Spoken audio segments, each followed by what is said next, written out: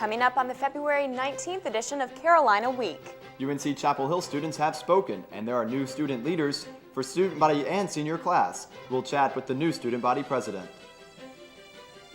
Most seniors graduating in May are probably starting to look for jobs by now. UNC's Career Services can help, but only if you know where it is. Healthcare workers across the nation are getting the smallpox vaccine, but there are some workers who can't be vaccinated. All that and more. Carolina Week starts now.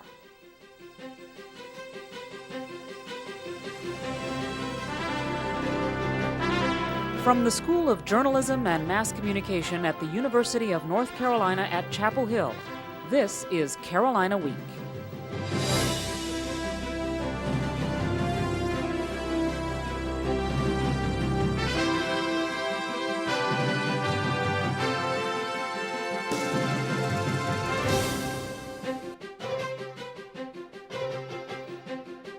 With 58.1% of the vote, George Lehman and Doug Melton are your new senior class officers. Congratulations, guys. With 56.6% of the vote, Matt Tepper is your new student body president. Congratulations, Matt. Congratulations, everyone. That was Elections Board Chair Brian Favre announcing the results of the student body president and senior class officer runoff races Tuesday night. Good evening, I'm Jenny McClendon. And I'm Michael Handy. Thanks for joining us. Now that elections are over, things are just beginning for the winners. Matt Tepper is in as SBP. George Lehman and Doug Melton are the new senior class officers. The announcement in our crowded studio last night officially made Jen Dom a lame duck and kicked off preparations for our new student leaders. Brad Broders recaps Tuesday night's events, which included both the euphoria of victory and the frustration of defeat. In a packed Carolina Week studio Tuesday night, nervous students awaited an announcement months in the making.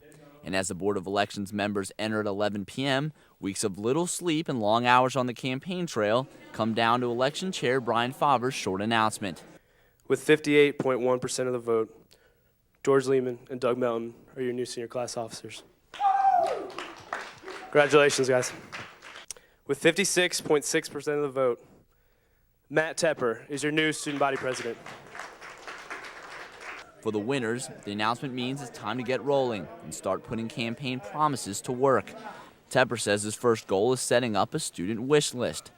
Lehman and Melton say the first line of business is finding senior marshals. For those candidates who fell short, they hope that some of their ideas can be incorporated into the winner's general platform. After Tuesday night's election victory, Tepper went from being on top of the world to being Joe Student again on Wednesday. But with the selection of his cabinet and other policy strategies needed to be worked out, he'll be busy leading up to the inauguration in early April. In Chapel Hill, I'm Brad Broders, Carolina Week. Tepper's win marks the first time in 4 years Carolina will have a student body president from North Carolina. Student body president-elect Matt Tepper joins us now. Matt, thanks for being here. No problem. What was it like for you on campus and in class the day after elections? It was pretty great. Definitely had a good day. Lots of people saying hi and congratulating me. So that was really, really nice. And then just trying to now get caught up with schoolwork and emails and all that kind of stuff. All right, well, you already met with the Dean of Students, and so Right. what did you guys talk about in that meeting? Just this morning I met with Dean Bashani, and we really just went over some of the basic things that I'm going to have to start off doing just in the next month.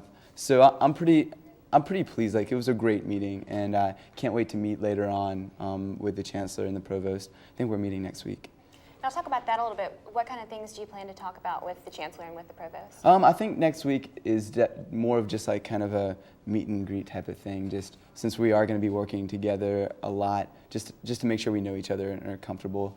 So I don't know if I'm going to go into too many like issue type of things, and Jen's still in office, so I don't want to step on her toes too much. So yeah, I mean, that's kind of what we were looking at. Well, speaking of Jen Dom, you know you have a little more than a month until you get into office. How do you plan to work with Jen to make a smooth transition over to your administration? Well, I'm definitely going to be working very close with Jen. She has a lot of great advice, and she's going to be very helpful in making sure that I have a good transition and get a great start for my administration. Okay, now do you plan to work with any of the other candidates that didn't get elected this time? Definitely, I hope to. And I think that everyone had really good ideas that they presented, and I'd love to sit down with any of them that would like to and see how we could work those into my platform. All right. Well, thank you so much for being with us. No problem. Thank you. Congratulations. Great. After weeks of camping out in the quad, George Lehman and Doug Melton can sleep easier. In the runoff for senior class president and vice president, Lehman and Melton soundly defeated their opponents, Liz Manikin and Doug Sue. They received more than 58% of the votes. Lehman says he and Melton plan to take a cue from the preparation of this year's senior class officers. Senior class presidents usually utilize the summer to really solidify what they're going to do with their commencement speaker and also with their senior class gift. So we have until the benchmark was set this year at Thanksgiving with Paymon, so we want to beat that.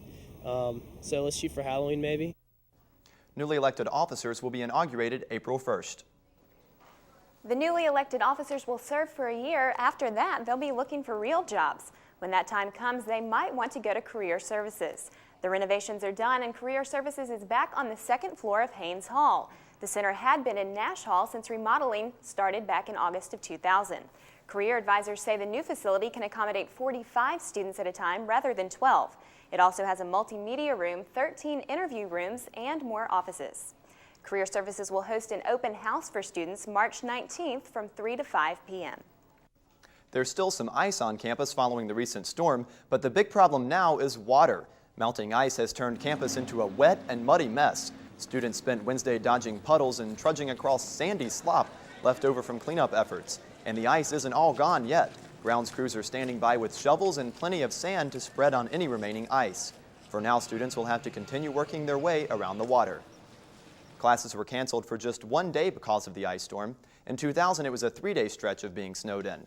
3 people nearly got hit by a huge sheet of ice sliding off the roof of a campus building Tuesday, but managed to jump out of the way in time.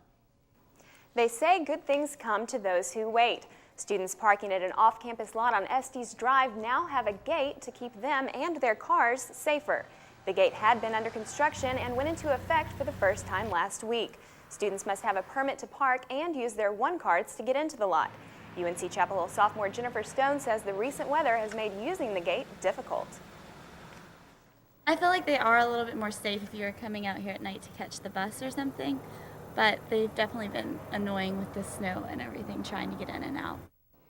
Students use the Chapel Hill bus system to get to the lot from the university and vice versa. Now that most of the ice is gone, it's safe to drive on the roads, but can you afford to? Gas prices are increasing at the fastest rate in 50 years.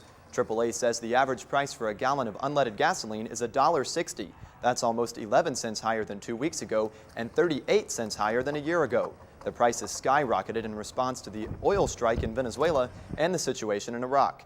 But prices are expected to hold steady during the next few weeks because of increased production in Venezuela. The unusually cold winter in the east has also led to higher prices as the demand for heating oil increased dramatically.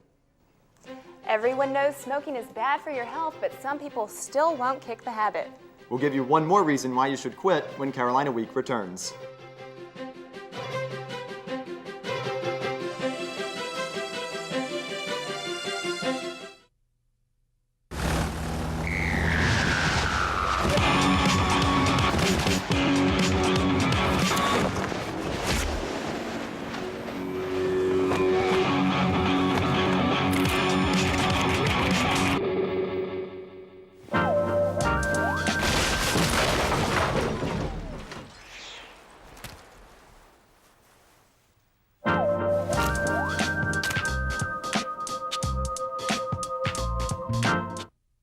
A stroke is a brain attack.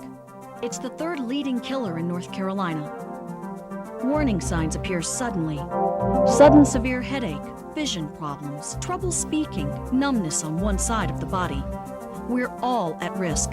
Know the symptoms so you can get medical help fast.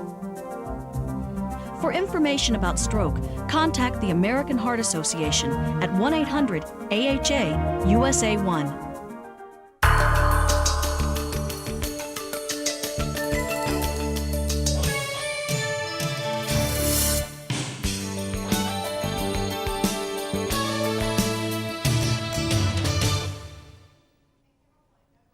If you're a smoker and like many students you're already on a tight budget, then you might want to think about kicking the habit now.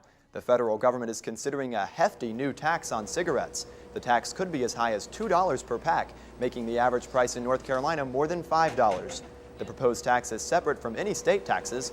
North Carolina has one of the lowest taxes in the country, making cigarettes cheaper here than in almost any other state. New York has one of the highest state taxes, making cigarettes there more than $8 a pack. With the new tax, a pack could cost as much as $10.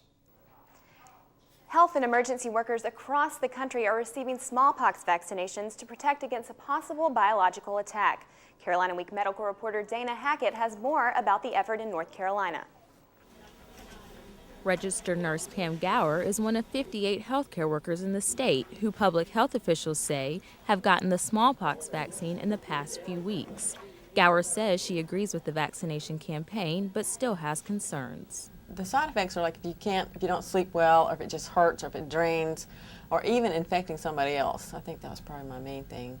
State Health Director Leah Devlin says North Carolina received its first shipment of the vaccine 3 weeks ago. State public health officials asked 60 hospitals statewide to participate in the program. Only 33 agreed, 11 others declined, and the rest haven't decided yet. In the first stage of the vaccination program, public health and emergency hospital workers received the vaccine. The idea is that vaccinated first response teams can safely handle smallpox patients and prevent the chance of an outbreak spreading. Dr. James Kirkpatrick is the bioterrorism coordinator for North Carolina. He says because the smallpox vaccine carries risks, not all healthcare workers can be vaccinated. And if you vaccinate a person whose immune system is not working well, they may do very poorly with the vaccine and even have a fatal outcome. Public health officials say those who should not get the vaccine include people with skin disorders, HIV, pregnant women, organ transplant patients, and anybody with a poorly functioning immune system. Kirkpatrick says the federal government is still considering mass vaccinations, but that's likely only in the event of a smallpox outbreak. Mass smallpox vaccinations in the U.S. took place more than 30 years ago. Public health officials say 1 to 2 people died for every million vaccinated. Critics say because of the large number of people with immune problems, the death toll next time could be much higher. In Chapel Hill, I'm Dana Hackett, Carolina Week. To learn more about the side effects of the smallpox vaccine, go to our website, carolinaweek.org. Something big has popped up on Carolina's campus, and it has polyps.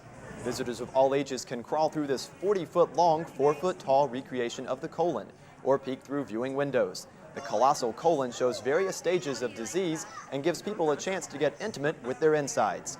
Cancer survivor Molly McMaster created the colon to raise awareness about the disease. We want everybody to come out and see the colossal colon and the entire setup here, because colorectal cancer can strike anybody at any age, and I'm the perfect example. I was diagnosed at age 23, and I was the average invincible 20-year-old. The colossal colon, or the COCO for short, will be on McCorkle Place in front of Moorhead Planetarium until February 22nd.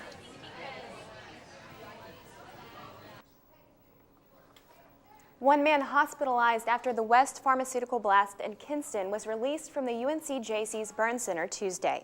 Another burn patient died Tuesday morning, leaving 6 victims of the explosion in the hospital. 4 of the 6 victims are still listed in critical condition. Kelly Mahoney joins us now with a look at weather. Kelly, it's melting out there, but is it going to get warmer?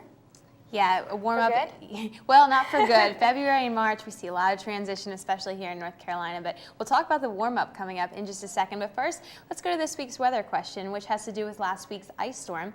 And it is, which factor was not important in this weekend's ice storm?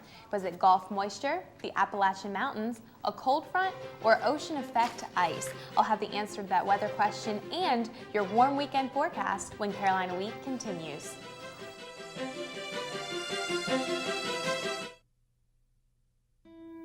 The Ronald McDonald House is a nonprofit organization that provides a home away from home for families of children being treated at UNC hospitals. Since opening in 1988, the house has welcomed more than 1,000 families each year to stay at this safe haven. The house relies heavily on community support. How can you help? Become a volunteer. Help the house that love built. The Ronald McDonald House, the house with a heart.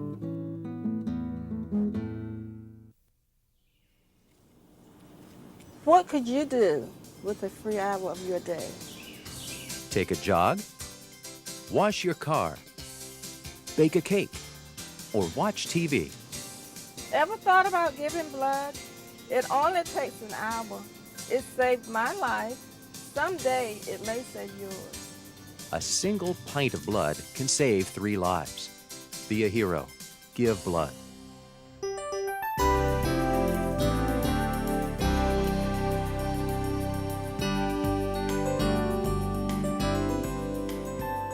Hi, and welcome back to Carolina Week. Well, the warm-up we've seen over the past couple of days has tried to erase the memories of last weekend's winter storm, but there are still signs of it all around campus as piles of sand and melting snow are around. Well, a light southerly breeze is showing us that winds of change are indeed on the way, but for now, we'll still have to put up with those muddy, sandy puddles of water and mud for at least another day or two.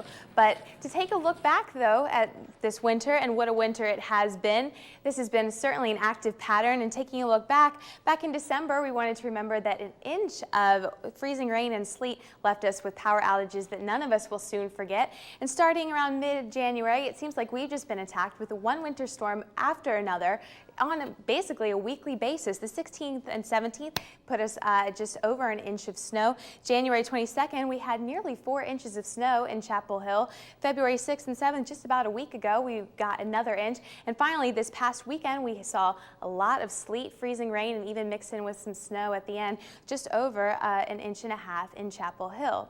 Well, this weather hopefully is gone for good, but one thing's for sure is the warm weather and cold weather will continue to affect us for quite a while. As like I said before, February and March is quite a transition time in our region. If we take a look at the satellite map, we can see the way things are shaping up this week, and the most prominent feature on it is this band of clouds, which is indicating some very disturbed weather, and where that disturbed weather is coming from is none other than the Gulf of Mexico. And dare I say, this is our first springtime weather pattern that we're going to be faced with. And so as this band of moisture starts to move into our area, you're really going to feel not necessarily an increase in temperatures, but a real increase in moisture. So hopefully you'll be able to put away that chapstick and moisturizer and really take advantage of what's beginning to be the end of the winter season. Well, if we take a look at what this means over the next couple of days on the forecast map, you can see it shapes into kind of an unorganized system for the next day or two. But what's going to happen is this warm front is going to usher through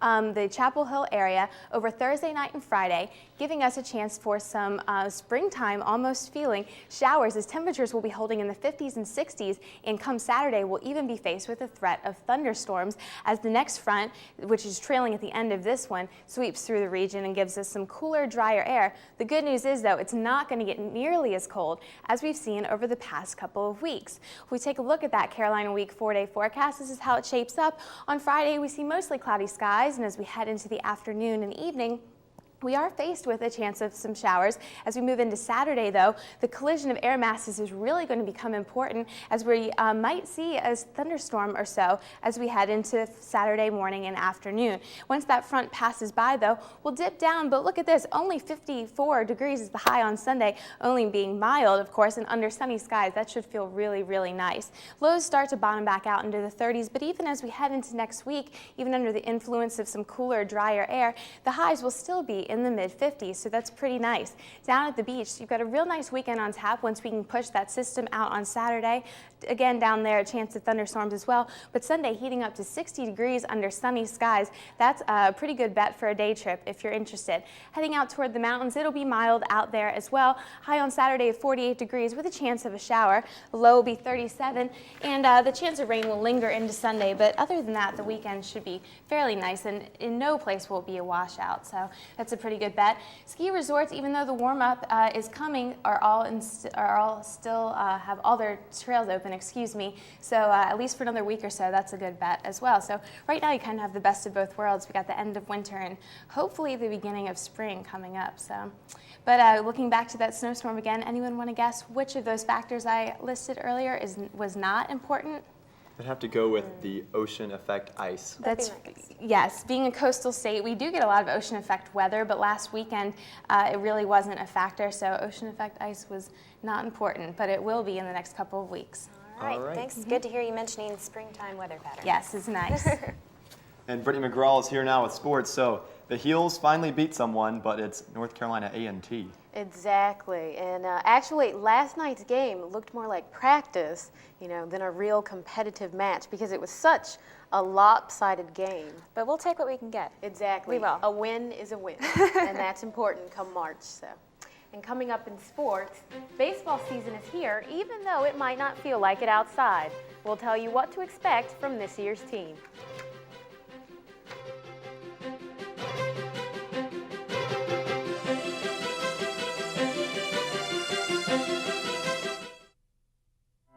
Advice for women who want to find that special someone. Be active. Stay fit. Eat right. Don't smoke. Take good care of yourself. And you'll increase your chance of being around to meet the love of your life. Grandma! Learn more about reducing your risk of heart disease and stroke. Contact the American Heart Association.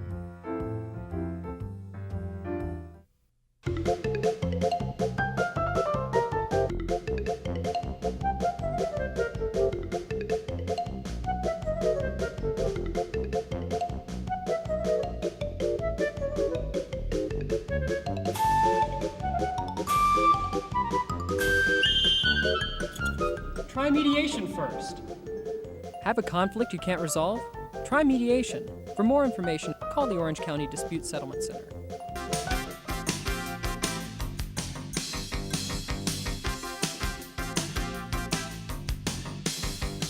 Welcome back to Carolina Week Sports. With losses in 6 of the past 8 games, UNC's men's basketball team wanted to put the fun back into the game. But how do you do that? How about invite the only winless team in Division I men's basketball to town? How much fun will the Heels have with the North Carolina A&T Aggies? Let us count the ways. First, Raymond Felton to Jawad Williams for this monster jam. Then Felton to Williams again for another slam. And let's see if Carolina can get Rashad McCants into the act. McCants with the two-hand jam. In the second half, things get downright ugly for A&T as William Howard misses the one-hand dunk. David Noel, show him how it's done. Even Will Johnson gives a few pointers on the art of the dunk, and Felton can't help but smile. A&T does score in this game, but not enough as UNC steamrolls the Aggies 93-57. Even though this matchup was all fun and games, guard Melvin Scott says the team must now focus on a strong stretch run. We want to just play every game like it's our last, and every game counts now for us, and we just want to finish up strong so that we can be in a great position to play in the NCAA. There's still no word about when center Sean May is expected to be back on the court. UNC Director of Sports Medicine Dr. Tim Taft says May can participate in jogging and some limited drills, but isn't ready for contact or jumping. May is expected to be reassessed this week. Carolina is having one of its best women's basketball seasons in recent memory, and Coach Sylvia Hatchell is reaping the benefits. Hatchell signed a 6-year contract extension Tuesday, a deal lasting through the 2007-2008 season. Under the new contract, Hatchell will earn $160,000 a year, plus an expense account and bonuses for her team's performance. After spending much of last season ranked in the top 25 nationally and gaining a spot in the NCAA tournament, Carolina's baseball team took a hit when 4 of its best players and its top recruit were taken in the Major League Draft. Carolina Week's David Shoemaker tells us, despite the losses, this year's team plans to be a contender. The catchphrase around Carolina baseball this season is pitching depth. It's a rare commodity in the college game, but the Tar Heels have plenty of it. With a rotation that includes potential early round draft pick Daniel Moore and Gary Baker, a freshman All-American last season, head coach Mike Fox knows what his team can count on. Pitching is a strength of our team. I don't think there's any secret to that. We've got more depth this year than we've had in the past. It's because of that depth that Fox isn't afraid to set high expectations for his team. Well, our goal every year is to win the ACC championship. Senior captain Sean Farrell is willing to set the bar even higher. It's my last shot to go to Omaha, man. I want to go. As every college baseball fan knows, Omaha is the site of the College World Series. But in a conference that has 5 teams ranked in the top 25, how reachable are the ACC title and the World Series? To find out, we asked the expert. John Manuel is the senior college baseball writer for Baseball America. Anybody can get to Omaha right now the way it's set up, and I don't think that's a goal that's too lofty for North Carolina to put out there. How realistic is it? You know, if they're preaching the top 25 team, I think it is realistic. Manuel says Carolina's many pitchers could make a big difference come tournament time. In those regionals, there's really kind of a war of attrition, really. And the more pitchers you have, the more pitching depth you have, the better your chances of surviving a regional. And that's the only hump, really, that North Carolina baseball hasn't gotten over in the last, 6, 7, 8 years. All the potential has the Hills ready to go, but the weekend's ice storm forced the season opener to be pushed back. Even with a field better suited for throwing snowballs than curveballs, these guys are anxious to get the season underway. In Chapel Hill, I'm David Shoemaker, Carolina Week Sports. The team is ranked 21st in the latest Baseball America poll. The season finally begins Thursday, and the Heels will play 4 games over the next 4 days. Now, Carolina women's coach Sylvia Hatchell will face the first test since her contract extension on Thursday as Carolina heads to number 2 Duke for a rematch. So the first game went into overtime, and we'll see what happens on Thursday. Yeah, that is definitely a nice extension on her contract. Mm-hmm. Nice pay, too. Exactly. All right, thanks, Brittany. If there's something strange in the state capitol, who are you going to call? Carolina Week Ghostbusters. We'll explain.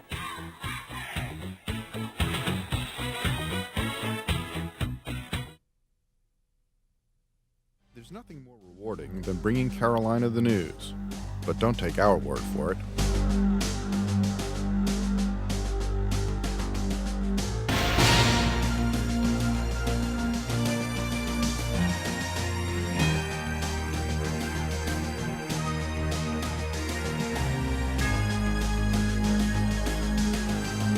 Carolina Week.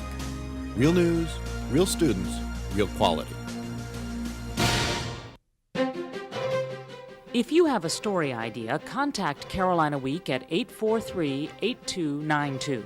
You can also visit us online at carolinaweek.org. If you have questions about this program, write Carolina Week at Campus Box 3365, UNCCH, Chapel Hill, North Carolina, 27599. Women today are fighting for their lives. More than half of the new HIV infections are among women, and if you don't think you're at risk, think again. I'm Rebecca Armstrong, and I am one of more than 1 million Americans living with HIV today. I got infected because I didn't think I was at risk, but I'm alive today because I got tested and I got treatment. Do yourself a favor. Get tested for HIV today. You can call this number for more information to find out where.